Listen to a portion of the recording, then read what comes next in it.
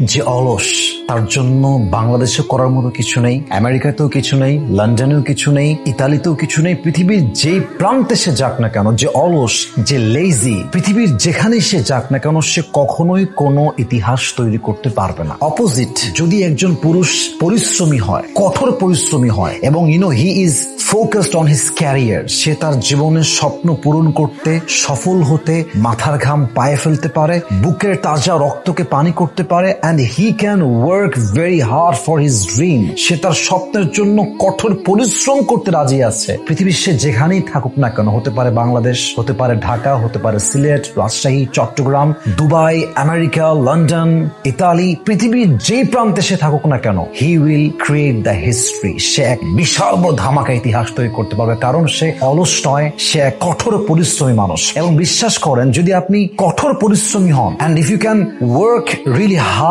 for your dream, and if you can focus on your career, then inshallah you will be the most successful person in this world. যদি আপনি পরিশ্রমী হন, হতে পারে আপনি মেধাবী নন, হতে পারে আপনি enough talented নন, বাট কঠোর পরিশ্রমী আপনি, বিশ্বাস করেন, আপনি পৃথিবীর যেখানে যান না কেন, সফলতা আটকায় দিবে এমন কোন শক্তি পৃথিবীতে আপনার ব্যাপারে আজ অব্দি জন্মগ্রহণ করে না, ইনশাআল্লাহ তাআলা।